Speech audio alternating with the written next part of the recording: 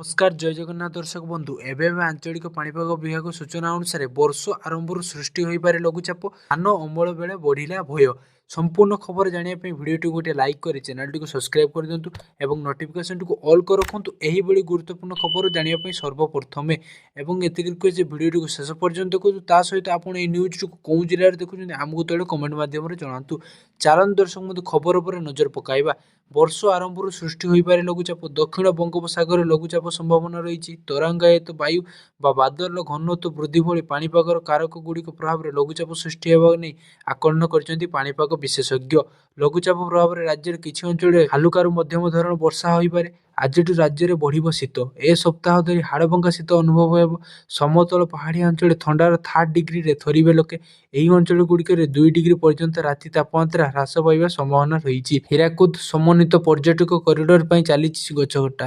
ଅର୍ଥାତ୍ ତାହା ସହ ରାଜ୍ୟରେ ପାରଦ ମୁହାଁମୁହିଁ ରହିଥିବା ବେଳେ ବିଳମ୍ବିତ ରାତିରୁ ଘନ କୁହୁଡ଼ି ମାଡ଼ି ଆସୁଛି। ଶୀତର ପ୍ରଭାବକୁ ଘନ କୁହୁଡ଼ି ଆହୁରି ତୀବ୍ର କରୁଛି। ଆଞ୍ଚଳିକ ପାଣିପାଗ କେନ୍ଦ୍ରର ଆଲର୍ଟ ଅନୁଯାୟୀ ନୂଆବର୍ଷ ପର୍ଯ୍ୟନ୍ତ ରାଜ୍ୟରେ ଶୀତର ପ୍ରକୋପ ଲାଗି ରହିବ। ଆସନ୍ତା 4 ଦିନ ପର୍ଯ୍ୟନ୍ତ ଘନ କୁହୁଡ଼ିକୁ ନେଇ ଚେତାବନୀ ଜାରି ହୋଇଛି। ଆସନ୍ତାକାଲି ସକାଳ ପର୍ଯ୍ୟନ୍ତ କନ୍ଧମାଳ କୋରାପୁଟ ଢେଙ୍କାନାଳ ଖୋର୍ଦ୍ଧା ସୁନ୍ଦରଗଡ଼ ଜିଲ୍ଲାର ଅନେକ ସ୍ଥାନରେ ଘନ କୁହୁଡ଼ିକୁ ନେଇ ଚେତାବନୀ ଜାରି ହୋଇ ଦୃଶ୍ୟମାନ ଦୂରତ୍ୱ 50 ମିଟରରୁ କି କମ୍ ରହିବ।